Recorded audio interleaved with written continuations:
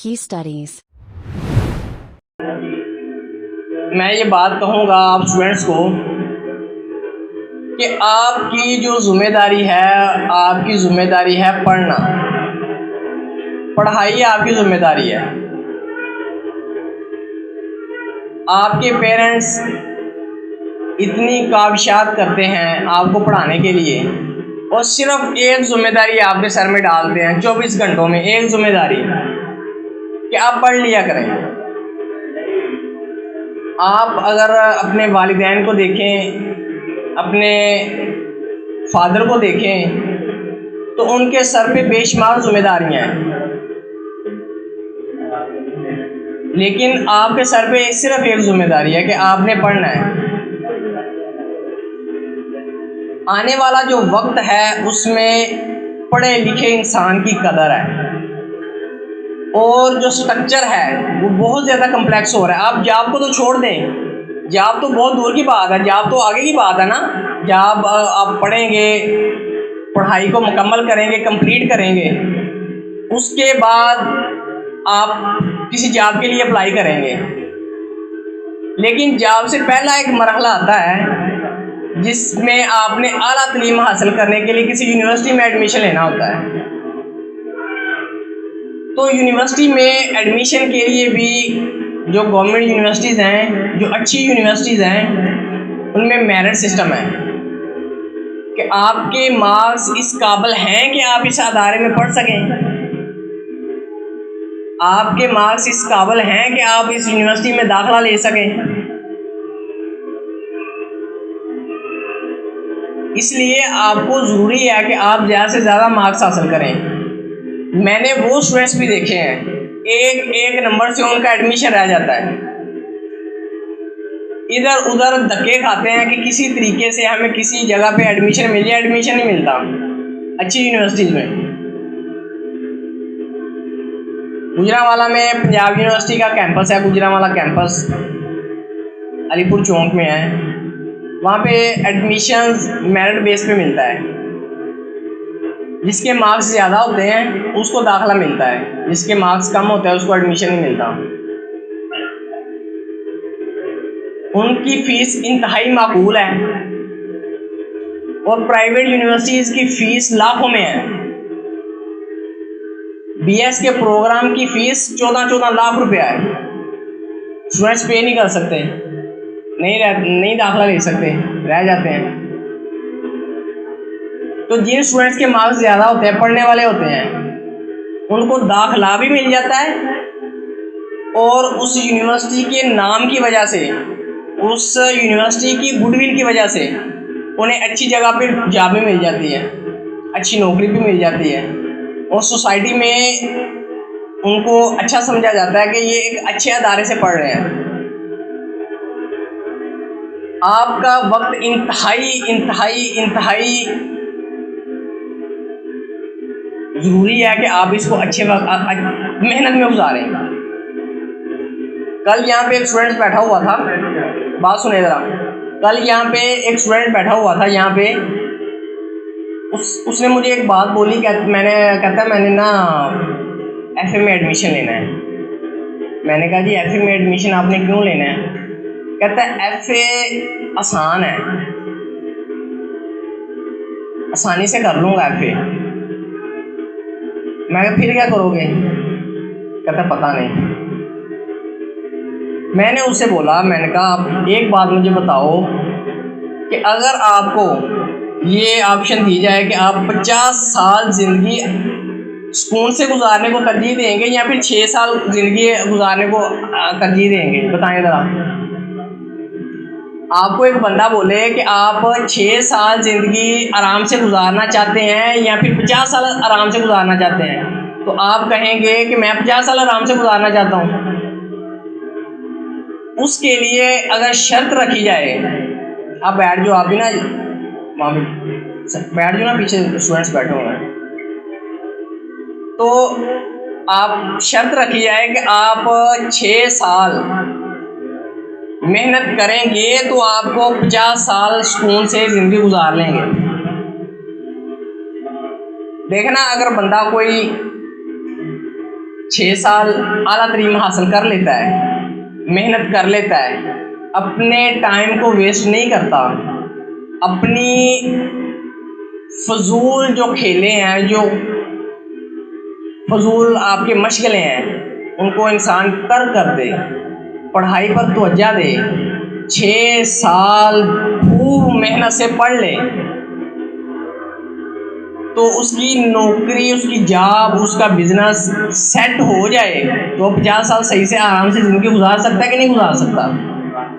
गुजार सकता है ना। तो अगर 6 साल वो आवारागर्दी में, घूमने फिरने में गुजार दे और पढ़े ना, घर वालों के पैसे भी ज़ाया कर दे और फेल भी हो जाए, और फेल अगर ना भी हो, सिर्फ पास भी हो, तो उसकी भी कोई कदर वैल्यू नहीं है। आज का जो दौर जा रहा है उसमें दी बेस्ट स्टूडेंट चाहिए, दी बेस्ट एम्प्लॉय चाहिए। आप किसी भी एम्प्लॉय से पूछ लें, किसी भी बिजनेसमैन से पूछ लें कि आपको कैसा एम्प्लॉय चाहिए, वो 100 तरह की क्वालिटीज़ आपके सामने रख देगा। ये भी क्वालिटी हो, ये भी क्वालिटी हो, ये भी क्वालिटी हो। और आज के दौर में तो मिल रहे हैं, वैकेंसीज इतनी है नहीं, स्टूडेंट्स बहुत ज़्यादा हैं, एम्प्लॉइज़ बहुत ज़्यादा हैं, जॉब नहीं है। तो फिर अगर एक भी वैकेंसी निकलती है, उसके लिए एक वैकेंसी के लिए 500 लोग अप्लाई कर देते हैं, तो 500 में से एम्प्लॉयर किसको देखेगा? जिसके मार्क्स सबसे ज़्यादा होंगे, जिसका इखलाक सबसे अच्छा होगा, जिसकी परफॉर्मेंस सबसे अच्छी होगी। तो try to be the best one.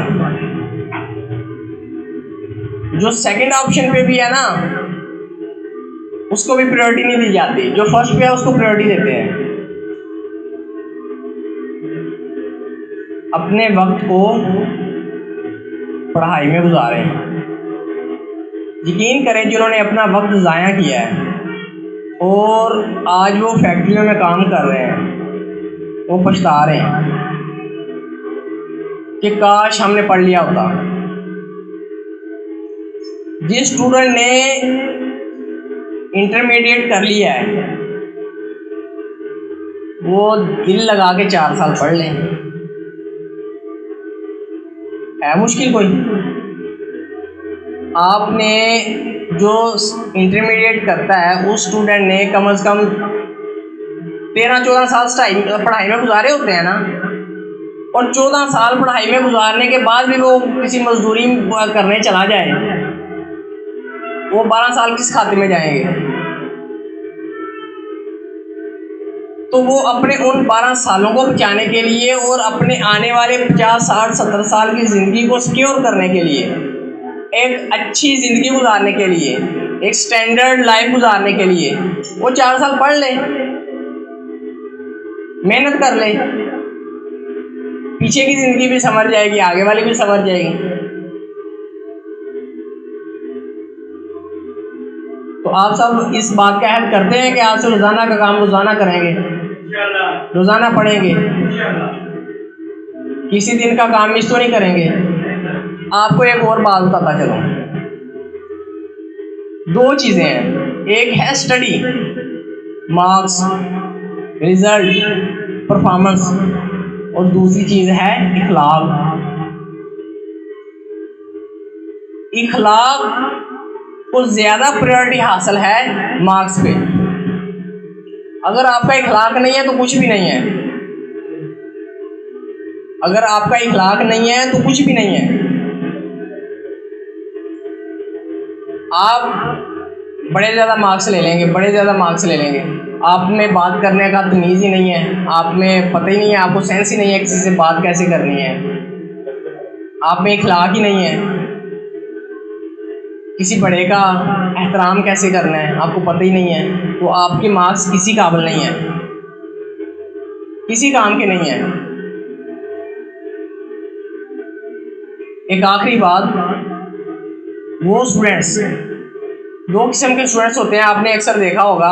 एक वो होते हैं बड़ी ज़्यादा मेहनत करते हैं और ज़्यादा मार्क्स लेते हैं। ज़ाहिर सी बात है, जिसने ज़्यादा मेहनत करनी है उसने ज़्यादा मार्क्स लेने हैं, ऐसी बात है ना। लेकिन एक वो स्टूडेंट्स होते हैं जो मेहनत इतनी नहीं करते, मार्क्स ज़्यादा ले जाते हैं, होता है ना। आपके दोस्त अक्सर कहते हैं मैं तो तुम्हारी जितना पढ़ता नहीं था, लेकिन देखो मार्क्स तुम्हारे जितने आ गए हैं, होता है ना। तो जो मेहनत ज़्यादा करता है लेकिन उसके मार्क्स उतने नहीं आते जितनी वो एक्सपेक्ट कर रहा होता है, तो वो गमज़दा होता है। आपको पता है कई स्टूडेंट से रिजल्ट आने पर रोना शुरू कर देते हैं, रो देते हैं ना। और कुछ बड़े खुश होते हैं, यार मैंने तो इतनी उम्मीद ही नहीं लगाई थी, मार्क्स ज़्यादा आ गए हैं, होता है ना ऐसे। तो वो स्टूडेंट जो रो रहा है उसको कभी नहीं रोना चाहिए, क्योंकि उसने जो मेहनत की है उसकी मेहनत बेकार नहीं जाएगी। आने वाले वक्त में देखो उसने पढ़ा, वो सारा उसके दिमाग में तो है ही, आगे कहीं काम आएगा। कि कोई एंटी टेस्ट देने जा रहा है तो एंटी टेस्ट में कोई एमसीक्यूज आ गया, कोई क्वेश्चन आ गया, उसके जहन में याद आ गया, मैंने तो बुक में पढ़ा हुआ था, लेकिन वो एग्जाम में नहीं आया था, लेकिन पढ़ा हुआ था उसने सारा, एंटी टेस्ट में काम आया कि ना आया। तो आपने जो पढ़ लेना है वो आपका है, जो रिजल्ट आता है वो आपका सब कुछ नहीं होता। रिजल्ट सब कुछ नहीं होता, फिर से कह रहा हूँ, रिजल्ट सब कुछ नहीं होता। आपका इल्म सब कुछ है, कहीं ना कहीं आपको काम देगा, आगे नहीं तो उससे आगे, उससे आगे, उससे आगे। मेहनत, इल्म, यही इंसान की सबसे बड़ी ताकत है। शुक्रिया।